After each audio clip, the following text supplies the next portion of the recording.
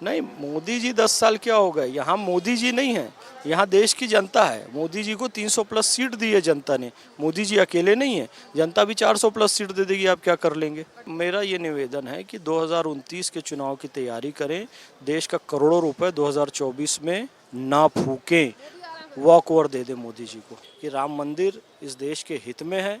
बाबरी मस्जिद की जहाँ तक बात है, 5000 मंदिर तोड़े गए ऐसा कहा जाता है, तो उसके बदले में 3 मंदिर यदि मुस्लिम भाई खुद से आकर दे दें, एक तो कोर्ट केस से लड़कर लेना पड़ा, बाकी 2 खुद से आकर दे दें, तो सारा बीजेपी धर्म की राजनीति करती है, खत्म कर दो ना बीजेपी की धर्म की राजनीति, बाकी 2 मंदिर हैं वो भी दे दो, बीजेपी की धर्म की राजनीति खत्म हो जाएगी। क्या नाम है सर आपका? मेरा नाम फैज़ है, मोहम्मद फैज़ खान। मोहम्मद फैज जी, ये बताइए प्रधानमंत्री इस बार किसे बना रहे हैं? प्रधानमंत्री तो नरेंद्र मोदी जी ही बने। मोदी जी क्यों? मोदी जी सबको साथ लेकर चल रहे हैं इसलिए क्योंकि ये देश तो सर्वधर्म समभाव वाला है, जहाँ सभी पंथ मजहब जाति समुदाय के लोग रहते हैं, और वो ऐसा है कि किसी का तुष्टिकरण नहीं करते, सबको साथ लेकर चलते हैं, तो इसलिए वो बनेंगे। आप ऐसा मुस्लिम कह रहे हैं कि मोदी जी जो है वो तुष्टिकरण नहीं कर रहे हैं, वहीं राहुल गांधी से लेकर तमाम लोग ये कहते हैं कि मोदी और आरएसएस जो है वो देश में नफरत फैला रही है। मैं एज ए मुस्लिम नहीं कह रहा हूँ, मैं 1/140 करोड़ हिंदुस्तान कह रहा हूँ, यानी कि मैं एक हिंदुस्तान होने के नाते, एक हिंदुस्तानी होने के नाते कह रहा हूँ। बाकी राहुल कुछ कहते रहे और कोई कुछ कहते रहे, सच्चाई तो ये है कि धर्म जाति समुदाय की राजनीति करने वाले लोगों का समय समाप्त हो चुका है। टोपी लगाकर जो लोग इफ्तार पार्टियां दिया करते थे, मुसलमानों को बेवकूफ़ बनाया करते थे, उनका समय समाप्त हो चुका है। अब मुसलमानों के तुष्टिकरण की राजनीति नहीं बल्कि उनके विकास की राजनीति होगी, देश के सभी 140 करोड़ लोगों के विकास की राजनीति होगी। अच्छा सर, ये बताइए राम मंदिर बना है देश में, उसको लेकर भी असदुद्दीन ओवैसी से लेकर तमाम लोग ये बोलते हैं कि मुसलमानों की मस्जिद को शहीद कर कर जो मंदिर बनाया गया है उससे कुछ विकास नहीं होने वाला है। उनके जन्म लेने से क्या विकास हो गया, उनके बोलने से क्या विकास हो गया, उनके कार में चलने से क्या विकास हो गया, उनकी पार्टी बनाने से देश का क्या, ऐसे फिर तो कुछ करो ही नहीं। झूठ बोलते हैं वो लोग, गलत बोलते हैं वो लोग। राम मंदिर से कई लोगों को रोज़गार मिल रहा है, एलएनटी का बहुत बड़ा ग्रुप मज़दूरों से मोदी जी ने बात की है, उनको रोज़गार मिला है। इसके साथ साथ इनको अपनी धर्म की राजनीति जो है वो अब ख़त्म होती नज़र आ रही है, इसलिए ये लोग ऐसा कह रहे हैं, जबकि सच्चाई ये है कि राम मंदिर इस देश के हित में है। बाबरी मस्जिद की जहाँ तक बात है, 5000 मंदिर तोड़े गए ऐसा कहा जाता है, तो उसके बदले में 3 मंदिर यदि मुस्लिम भाई खुद से आकर दे दें, एक तो कोर्ट केस से लड़कर लेना पड़ा, बाकी 2 खुद से आकर दे दें, तो सारा बीजेपी धर्म की राजनीति करती है, खत्म कर दो ना बीजेपी की धर्म की राजनीति, बाकी 2 मंदिर हैं वो भी दे दो, बीजेपी की धर्म की राजनीति खत्म हो जाएगी। हाँ। अच्छा सर, ये बताइए काशी में भी तो इस समय पर जो है वो एसआई की रिपोर्ट सामने आई है, उस पर भी कहा दिया गया है कि जो हिंदू पक्ष है वो भी वहाँ पे पूजा अर्चना कर सकता है, तो उसे आप किस तरीके से? ना, ये देश है, काशी तो देखो मंदिर ही है भगवान का, वहाँ पे पश्चिम दीवार मंदिर की दीवार है, और नंदी का जो मुख है वो भी मस्जिद की तरफ है, और बहुत सारा और भी ऐसे प्रमाण हैं कि वहाँ पर मंदिर है, तो स्वेच्छा से मुस्लिम भाई उन्हें दे दें, मेरा यही निवेदन है। और मथुरा का भी दे दे, 5000 मंदिर हैं, तो 5000 में से 3 ही मांग रहे हैं, 3 खुशी से दे देना चाहिए।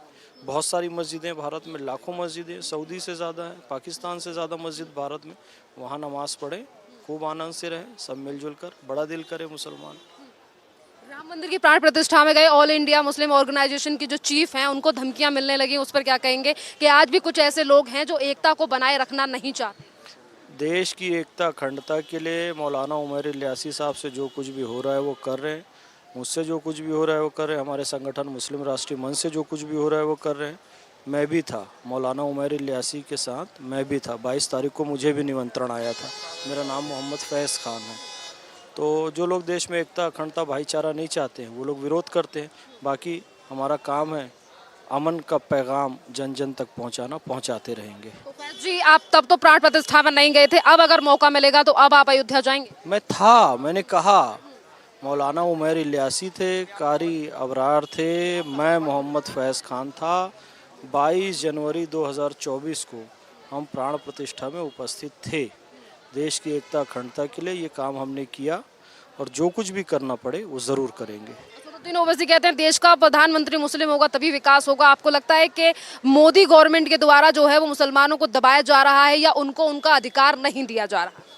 सबका साथ सबका विकास ये नारा है। आप मुझे एक भी केस बता दीजिए कि कोई जनधन खाता खोलने गया हो और मुसलमान होने के कारण उसे भगाया गया हो। उज्ज्वला योजना में किसी महिला को कहा गया हो तुम्हारा नाम अमीना भी है तो तुमको नहीं देंगे और सत्यवती को दे देंगे।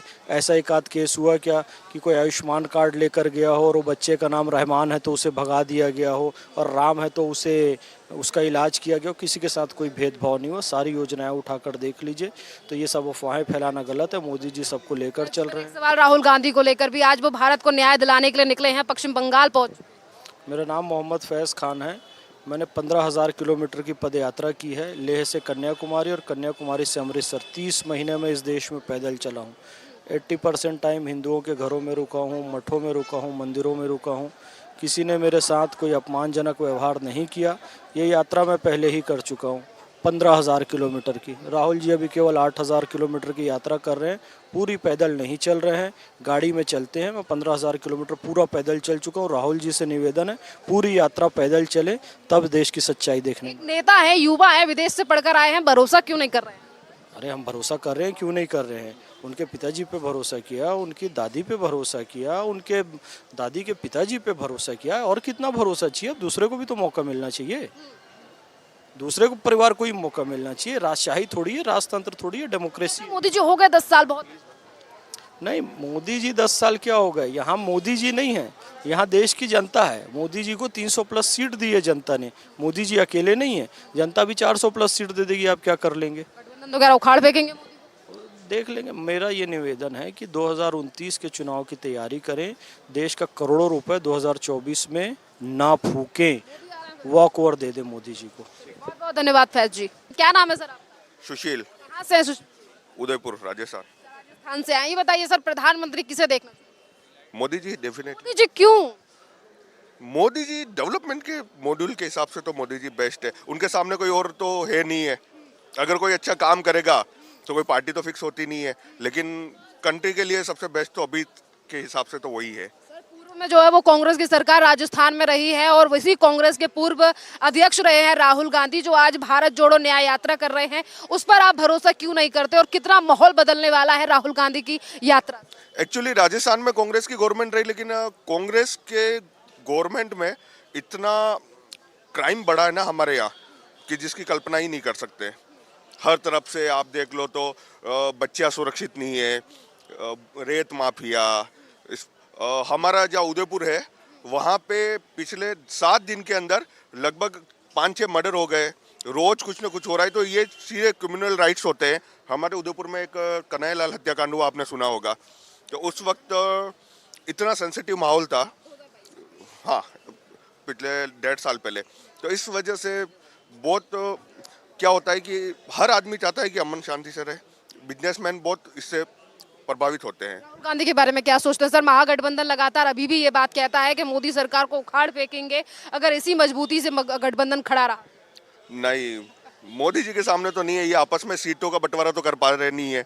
आपस में ये खुद लड़ते रहते हैं, बोलते कि हम लोकसभा में अपने हिसाब से लड़ेंगे और स्टेट में अलग अलग इंडिविजुअल लड़ेंगे अपने सामने। तो ये स्टेट में ये अपने सामने आ रहे हैं, तो यहाँ पे भी इनका चलने वाला नहीं है, तो ये नहीं चलेगा। ममता बनर्जी अलग हो रही है, फिर भी बावजूद इसके गठबंधन कहता है कि मजबूत है गठबंधन। नीतीश कुमार ने छोड़ दिया तो उससे कोई फर्क नहीं पड़ता है।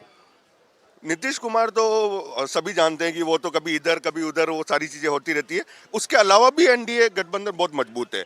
मतलब राहुल गांधी वो फेस नहीं है कि मोदी जी के सामने टिक पाए। गठबंधन टक्कर नहीं दे पाएगा? नहीं, डेफिनेटली नहीं दे पाएगा। क्यों नहीं दे पाएगा? क्योंकि नेतृत्व नहीं है उसका, उनका नेतृत्व नहीं है। उनका वो समझा नहीं पा रहे कि हमें क्या करना है। वो है ही नहीं उस लायक। नहीं। क्या नाम है आपका? मेरा नाम ऋतिक राज हुआ। कहाँ से हैं? मैं रांची झारखंड से। झारखंड से हैं। ये बताइए फिर किसे प्रधानमंत्री बनाना है? नरेंद्र मोदी जी को। नरेंद्र मोदी जी क्यों चाहते हैं? नरेंद्र मोदी देश की चाहत है और इसलिए हम लोग नरेंद्र मोदी को पसंद भी करते हैं। देखिए, एक मेरा सवाल आपसे ये है कि आप झारखंड से आए हैं। झारखंड के मुख्यमंत्री हेमंत सोरेन को कल रात गिरफ्तार कर लिया गया है। क्या लग रहा है जिस तरीके से जमीन का घोटाला और फर्जी डॉक्यूमेंट बनाकर जो सेना की जमीन हड़पी गई, उस पर क्या सोचते हैं आप? तो झारखंड से झारखंड का मुख्य कारण यही है पीछे पिछड़ापन का, ये चोरी और लूटपाट ही। गवर्नमेंट ऑफ इंडिया सीएम अच्छी सरकार नहीं बन पा रही, उसी के कारण हमारी झारखंड पीछे के पीछे रह गई है। बस यही कहना चाहूँगा। तो आपको क्या लगता है कि जो हेमंत सोरेन की गिरफ्तारी की गई है, जिस तरीके से विपक्ष कह रहा है कि राजनीति के तहत हेमंत सोरेन को फंसाया गया है, वो भी कह रहे हैं कि हम डरने वाले नहीं है, क्या इतना अच्छा काम किया है उन्होंने झारखंड में जो ये कह रहे हैं कि हमें रोका जा रहा है या हमसे डर? काम तो किसी पार्टी ने नहीं किया। आप देखिए, अब मैं पॉलिटिक्स में इतना इंटर नहीं हूँ, लेकिन मैं इसके बारे में इतना डीपली नॉलेज नहीं रखता हूँ। जो बात है वो अगले जनता जानती होगी, मैं उतना पॉलिटिकली इतना इन्वॉल्व नहीं। राहुल गांधी के बारे में क्या ख्याल है आपका? क्या वो प्रधानमंत्री बनेंगे तो किस तरीके के हालात होंगे? प्रधानमंत्री बनने लायक नहीं है, लेकिन फिर भी वो एक एडुकेटेड पर्सन है, तो फिर लोग कहीं ना कहीं उनको अलग नज़रिए से देखते भी हैं। युवा भरोसा करता है ऐसा प्रधानमंत्री? 20% करते हैं, 80% नहीं करते मेरे हिसाब से। 20% जो लोग हैं वही हैं